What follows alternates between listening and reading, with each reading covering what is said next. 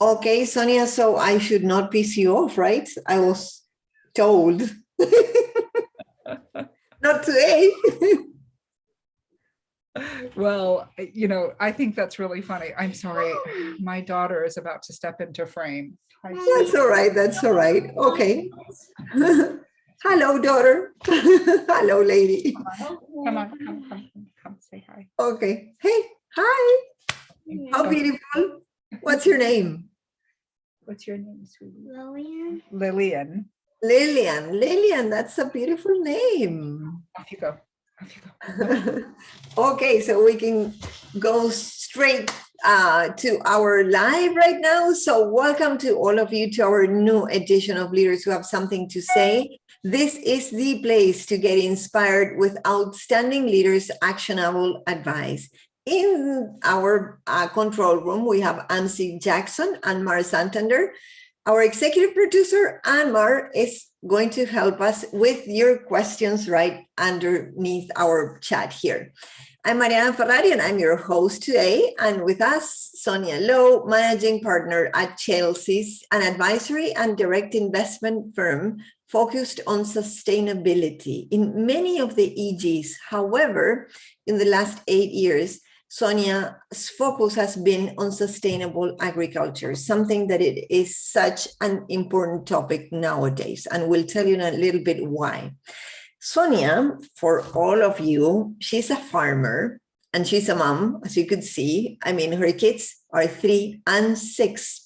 She speaks 7 languages, and she was appointed on the Global 100 Tech Pioneers at the World Economic Forum 2 years in a row, and she holds an MBA with distinction from Harvard Business Schools.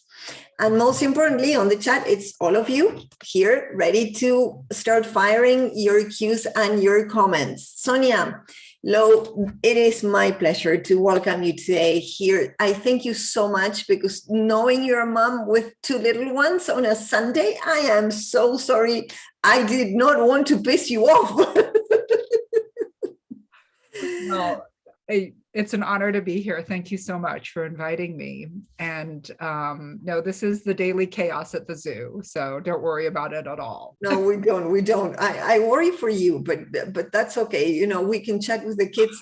We're moms. We're, many here, I'm sure, on the chat. I mean, you can clap and send hearts and whatever on the chat if you're moms as well.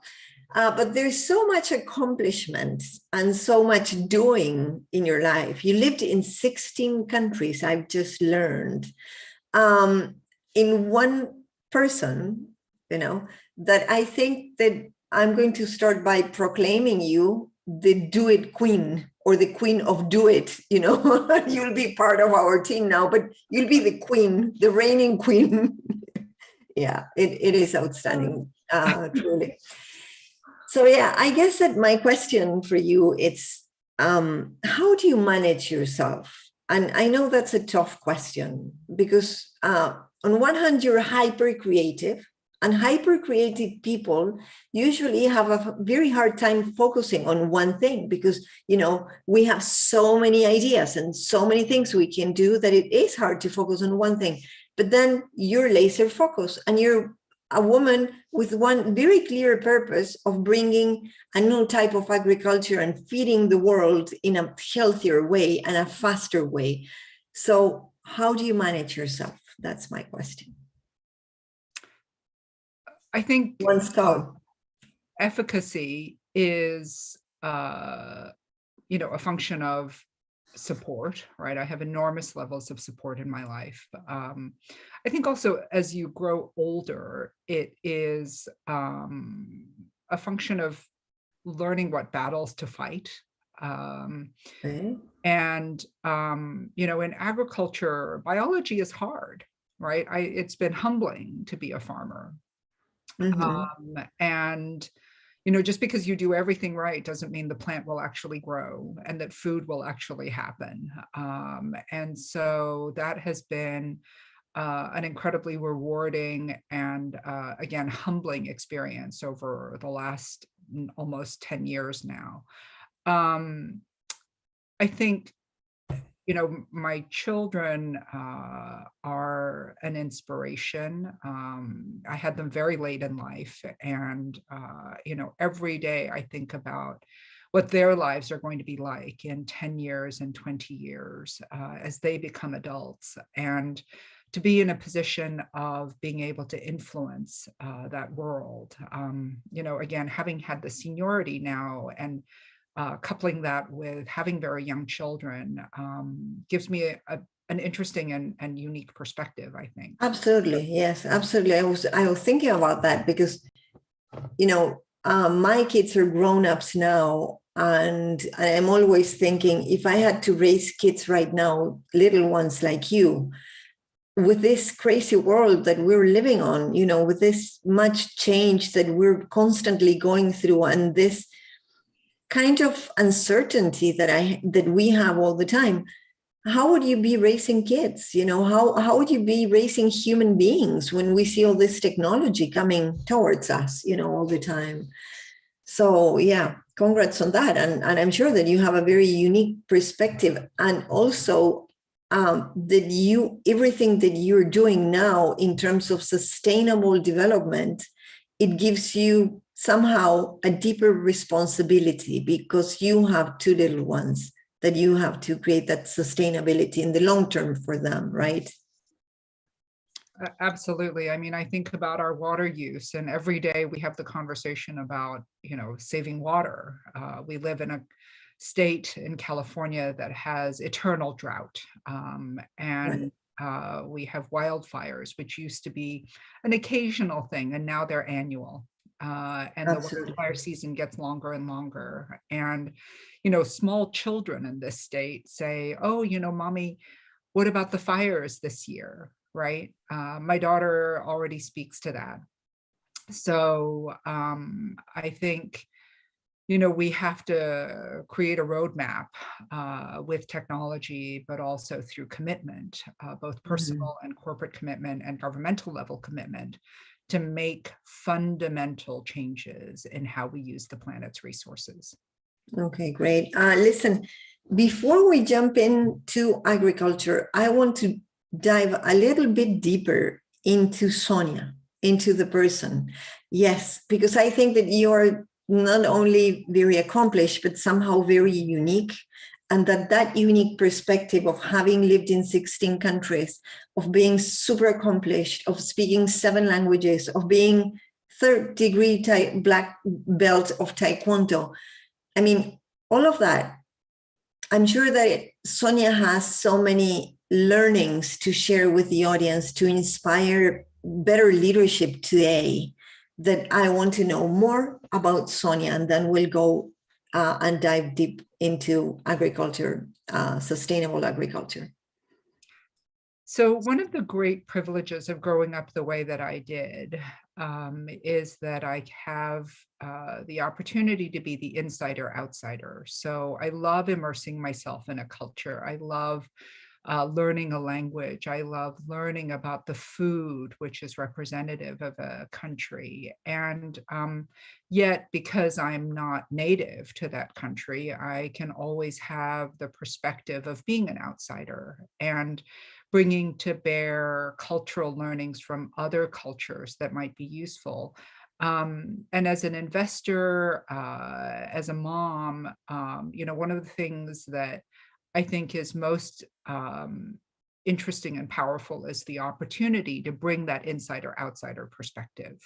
Yes, absolutely. And that insider and outsider perspective also, I think it blends somehow with being able to not only respect, but understand and embrace and adapt, but disengage from the differences in each country, right? Because you were telling me you lived in Spain, you lived in Argentina, you lived in Brazil, you live in 16 countries. I mean, the UK, this is, those are the ones I heard. But in each one of them, as an outsider, as a different race, and as a woman, you had to be living like into different circumstances, and you had to be able to manage them.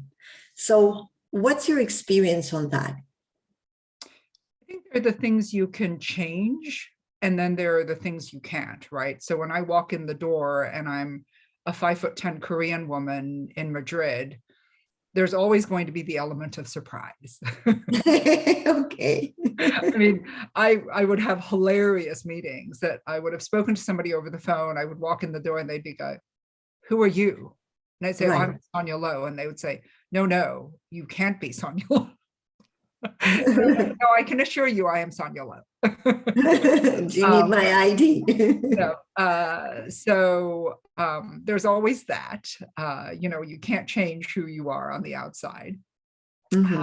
But I think that then there is the opportunity through engagement, cultural engagement, linguistic engagement, to help those barriers melt away and have people perceive the inner you as opposed to the outer you. Right. There are myriad examples over the course of my life where people think of me as local, even though I decidedly don't look local. That's interesting. And that's always a moment of particular pride, right? That I can create local engagement. I want to share something with the audience that I've observed in just talking to Sonia a little bit before this interview. And it's that we were speaking in Spanish and we were talking about Argentina. And then her Spanish, her accent was kind of neutral. Then I told her, but I'm living in Spain right now. And she immediately switched her accent to the Spanish accent, to the Castilian accent immediately. And then she mentioned something about living in the UK. And her English, which we were switching to English, became very British English. I'm like, oh my God. I mean, how can she do that? I was super impressed. I clearly missed a career on the stage. Yeah, I don't know. Yeah, thanks goodness, because if you start speaking Korean, I'm not going to get that one. So to all of you, I just wanted to take this opportunity to let you know that you can ask your questions in Spanish, not only because Sonia will understand them, but also because we can always translate them. So you don't need to ask in English. You can just type in Spanish if that's your language. And we can do the same thing with French. And the same thing with Portuguese, because Sonia speaks Portuguese, right? Oh, and we understand Portuguese here. So my mouse is all over the place right now. So I wanted to, now let's jump right into sustainable agriculture. And we were talking about vertical farms. Now, what are they? Why are they interesting? And how realistic is it? So vertical farms are the simple notion that you are stacking or developing verticalization of the growing space. So in normal agriculture, of course, you have the land and you have one layer of growing. In vertical farming, it can either use sunlight in some sort of greenhouse format, or it can use artificial lighting, which today is LED based. And then you're either stacking shelves or you have what's known as vertical plane growing, where the plants are growing straight up. So what it does is it creates enormous levels of land efficiency. Greenhouses are about 1/6 the efficiency of outdoor growing, and vertical farms are about 33, 34, 35 times more land efficient. The other thing that vertical farms are is very water efficient. So, Okay. A vertical farm or a greenhouse will use anywhere between 10% of the water of outdoor growing to as low as 3% of the water of outdoor growing. And water, of course, is our most precious natural resource. So the kind of second part of the question is, how sustainable is it? Where is the industry going? The dirty little secret of vertical farming is that it's very energy intensive. And agriculture as a whole is very energy intensive because you have to move water to catch the sunlight. Okay. So, that is a big problem for many, many countries, is that where there is lots of water, often there isn't the right sunlight to grow outdoors. And vertical farming is a curious bridge between the light and the water use. But in order to maintain that light and in order to retain the kind of climate conditions, you also have to run electricity. And that's the problem today, is that if you do the energy balance calculations of vertical farming, they're not great. They're not great. I was going to ask you, and I was going to ask you about that, because I mean, yes, I understand the saving of water and the saving of space. Now, space, I mean, it could be or not be an issue. If you go to Japan, it's definitely an issue. But if you go to the United States or to Argentina, it's not an issue. So, but then on the other hand, you kind of grow these plants that they are in water, correct? This produce? They don't have to be in water. So hydroponic growing is a form of growing indoors, but you can always grow in soil indoors. And some vertical farms do grow in soil. Okay, but then how do you package those? Plastic, right? Exactly. Exactly. Yes, you then package in plastic. So they're not really that sustainable. I mean, if they consume more energy and then you have to all that plastic packaging, then they should not be that sustainable. So, right? Packaging is a real issue, but also the energy balances are a real issue because you're not using the sun. You're supplementing, sometimes you're supplementing the sun if you're in a greenhouse format, or you are substituting the sun with artificial light. Which then generates extra heat, which you then have to cool. So we did an energy calculation many years back now. They've probably improved a little bit, but not a lot. If you are running your vertical farm on coal-fired energy, your carbon emissions are 9 times field. So 9x. If you're running your vertical farm on natural gas, then you are at 3.5x the carbon emissions. If you're running your vertical farm on completely renewable energy, so solar or wind, then of course you're at 0. So that's great. You're not really doing your carbon calculation 100% honestly, because of course you have the transportation costs and the establishment costs of all of that renewable energy, but net over time, it will be 0. And what's interesting is that if you start to do a combination of natural gas and renewables, then your farm starts to look closer and closer to field-based output. So for whom are those vertical farms interesting? Well, I think there is the nation state level, right? So as we see right now, and I know you wanted to talk about the war. Absolutely, yes, the war in Ukraine. I was thinking about that, cities and, having your own little grocery store almost, right? If you have a vertical farm at home or somewhere close. Yeah, so let's talk about the war in Ukraine and what is the impact that it's going to have now and in the future on traditional and also on this new type of AG. So I think that vertical farming should, if you look at sort of smart city design of the future, of the not too distant future, by 2030, cities will be integrating the ability to grow food on site. So proximity will really start to happen because, part of the problem that we've had with industrialization and great transportation and good, robust global supply chains for food is that food gets shipped vast distances. And everybody suffers with that, right? You get massive air miles that are accumulated through food, but also you have people who should be growing food for the local market are now exporting it, and the local market still suffers from hunger. So we have to start looking at food solutions locally.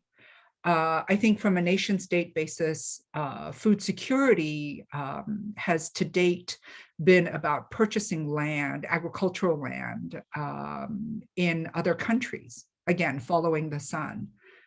I don't know how realistic that is. How are you going to exercise your rights over food security in a country that is not your own? So I think that's a good one. Yeah. Right. I mean, there are nation states in Asia that have purchased agricultural land in Brazil. Yes. Are you really going to test that theory? Absolutely. Yes. I mean, if there's a famine in Brazil, are the Brazilians going to hand over the product of your agricultural land because there's a contract? I don't know. So I think that vertical farming or this type of indoor growing will play more and more into now food security aspects, particularly for the basic crops, wheat, rice, corn. And I think it will become part of industrial infrastructure. So if you build your vertical farm into your power station, then your carbon argument gets much more powerful, but also it becomes part of your municipal infrastructure. So I think that is a design for cities of the future. And I think, again, if you're going to grow, anything can grow in a vertical farm, by the way. So you can grow anything that you can grow outdoors in a vertical farm. The question is whether or not you can grow it economically. And to date, because of the energy balance issue, the only thing that can grow economically is leafy greens, salad. Salad is not going to make a nutritionally balanced meal. Well, that could be also discussed, right? I mean, there was this new Beyond Meat, that's the name, right? Of this new business. Have you heard of it? Beyond Meat? Yeah, Beyond Meat, Impossible Foods, right. All of these plant-based proteins. So, well, they're kind of challenging the idea that, that we cannot live on salad, for example, right? I mean, I don't know. Correct. So I'm a great believer in plant-based proteins. And certainly with legumes, we can start to create a vegetarian or a vegan diet. But that doesn't mean that that's economic to grow in a vertical farm because of the energy needs of vertical farming. I wanted to ask you about all this development and technology applied to agriculture.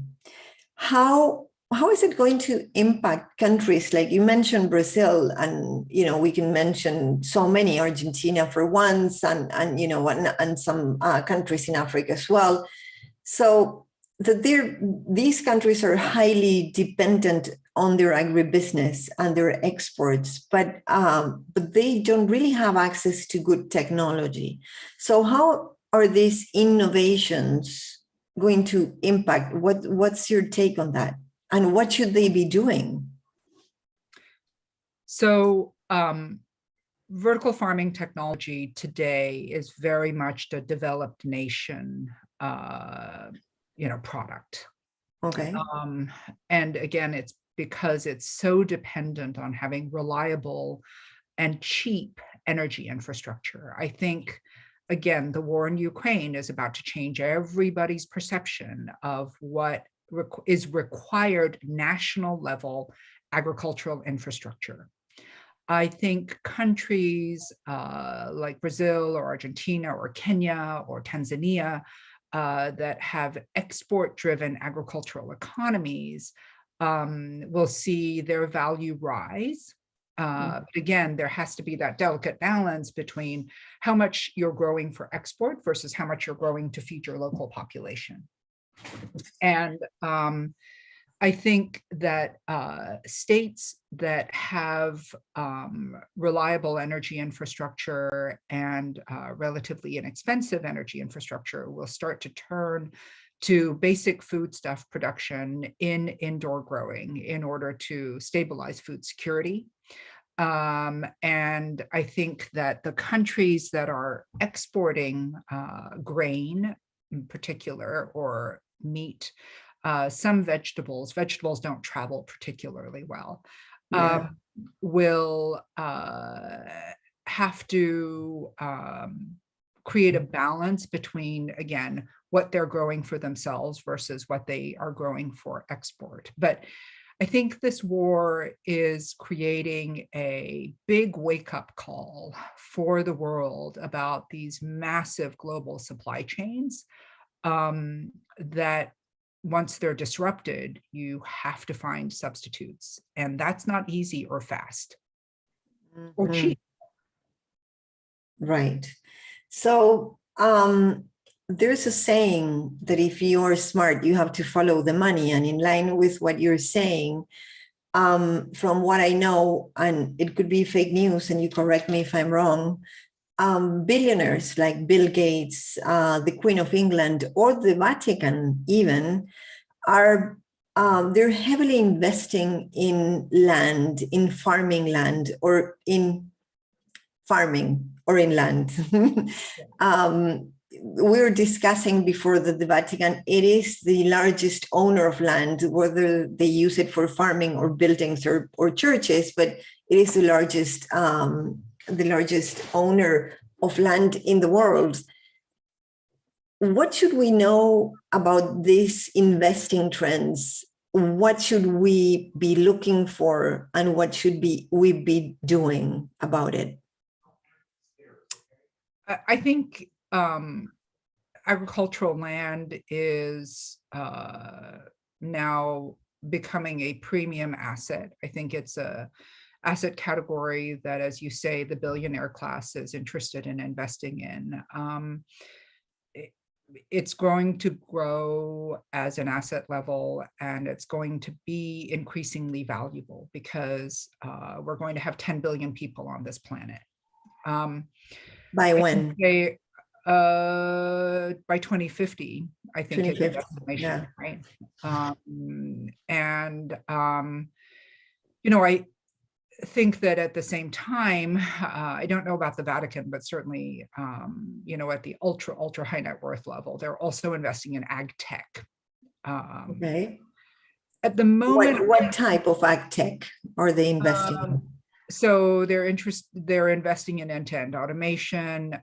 They're investing in robotics because, again, the agricultural worker pool is diminishing, and expert growers are getting older. And, you know, the children of farmers don't become farmers. Okay. It's a hard life. Interesting. Really hard life. Okay.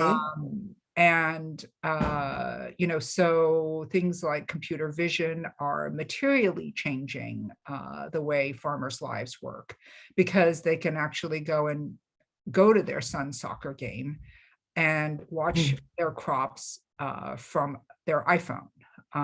So these things are transformative. And I would say that the investor community, the professional investor community, is investing in all of these different pieces of the ag tech value chain.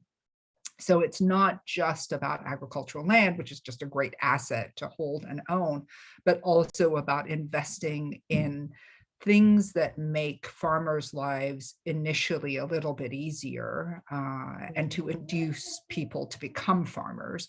But eventually, where you know, there are more robots in the field or in the greenhouse or in the vertical farm than there are farmers. So basically, it is technology applied to making it easier. The process easier, okay, of raising crops or what have you. Okay. Sonia, you are an investor. I mean, from what I was reading, you've invested about $120 million already. What's your focus on investing? Where are you focusing? What are you prioritizing? Well, so, you know, I have spent the last 10 years in agriculture and in ag tech. I believe that the enabling of better lifestyles in agriculture is absolutely critical. So things like computer vision, machine learning, things like end-to-end automation. I think also, localization is incredibly important because certain foodstuffs don't travel well. And proximity, I think, is going to become an incredibly powerful force in certain crops. And then finally, food security. The ability to take certain row crops, not on an economic basis. This is very much nation state type of forward planning, but again, to avoid these types of global supply shocks. Interesting, very interesting. Listen, Sonia, thank you so much. I mean, it's been great. It's been, for me, incredibly, this is like all new, thinking and considering that I come from a farming family. So from the traditional farming in Argentina. So, I'm listening to you and I'm going like, oh man, how is this changing so fast and where is it going? When you're talking about localization, I'm thinking, wow, yes, we might have a huge problem if we don't do it, right? So thank you so much, because it's been very enlightening and I can't thank you enough. I was talking to Corinne the other day, your friend. I was saying, not the other day, maybe yesterday or today.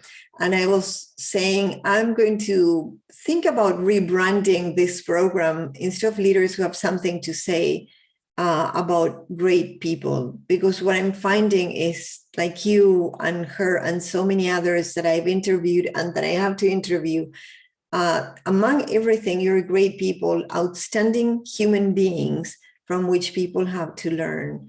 So I'm so grateful and humble and honored to have had you here. And please let us know if you invest in anything else or you come up with something that we should learn, let us know, keep us updated, on what's going on in this super changing and important world for all of us, which, we don't manage, but you do. Well, thank you so much. It's been a privilege. Thank you, Sonia. Enjoy your Sunday.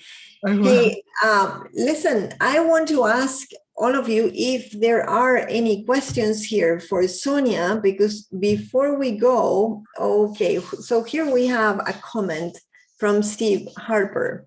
There has always been uncertainty in all past aged. Yes, we know. But right now, I don't know. What do you think, Sonia? I think if you'd asked me that question or made that comment 5 weeks ago, I would have said, I think now, I'm a child of the 80s, the 2 minutes to midnight on the doomsday clock. I think we're at a minute to midnight. I think the prospect of a, quote, tactical nuclear war, which is, I think oxymoronic, is quite real. I think we have a deeply dangerous actor.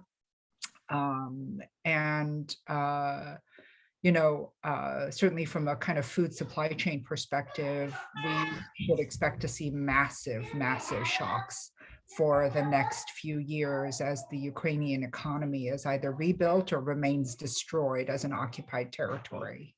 So I would say, yes, there's been uncertainty in all past ages, but I think the level of uncertainty right now is very, very high. And certainly, is this the end of the Pax Americana? Perhaps, but it's certainly the end of inexpensive, stable food supplies. Wow.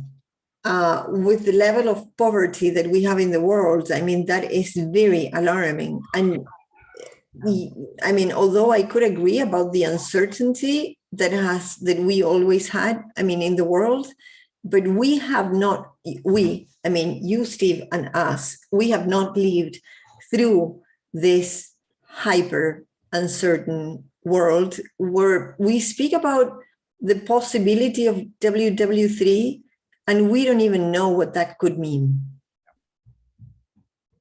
Yeah. So for me, it's like walking blindsided right now. I think for a lot of people, I think, Mariana, this is possibly the most dangerous time we've had in our adult lives. Yeah. Yeah. Well, and I do hope that we can keep it as cool as we're trying to keep it right now, or as our governments are trying to keep it right now, you know, that we can stay where we are. And if we can go back a little bit, it's going to be even better. But thank you, Sonia. And if you have any advice for us on what foods and what should we do food-wise, you know, do let us know. I mean, what precautions are you taking any precautions? I'm not, you know, Not. I think we live a very insulated life here in the United States, and, you know, the US is able to withstand food shocks in a way that very few countries are, right? Because it is such a big producer of food. It's the largest exporter of food in the world. I think that what is true is that fresh food is going to grow dearer and dearer. I think the nutritional levels of people who are lower income are going to drop, you know, where processed food is much cheaper than fresh food. And, you know, I, for one, the big goal for me in anything I do in farming is to bring down the cost of food to more moderate levels, lower income levels. And again, that's the other disappointment of vertical farming, is that it's food for the wealthy. It's fresher food for the wealthy people who can make the choice to have stuff that's fresher. Yeah. I would love to see beautifully grown produce that's indoor grown and delivered to a middle income to a lower income population. And right now, vertical farming's unit economics do not permit that. And Sonia, do you think maybe because I'm an educator and I'm so biased into education, but do you think education can help that? Because on the other hand, I mean, growing your own crops and your own produce and your own fresh food, it shouldn't be that hard. Yes, and I think there are terrific initiatives. There is a gentleman in LA, for example, who discovered that all of the green areas next to a sidewalk belong to the population. They don't belong to the city. So he has started farming along the edges of roads. And there are local farms that are building up in places like Detroit, all using the sun and soil, so traditional farming techniques. Okay. But you know, it's distributed agriculture. And you know, I think that populations should be taking those initiatives and applying them to their own cities, to their own urbanizations. I think if you live in a place where the climate does not permit growing, you know, 365 days a year, then you have to look at sort of cheaper protected agriculture, not necessarily vertical farming, because again, the upfront capital expenditure of vertical farming is very expensive. But if you choose to do this, you know, even with a hoop house, you're still going to be able to extend your growing season. But the other thing, of course, is to look at crop diversity. You know, plant your legumes, plant your fresh fruit and vegetables.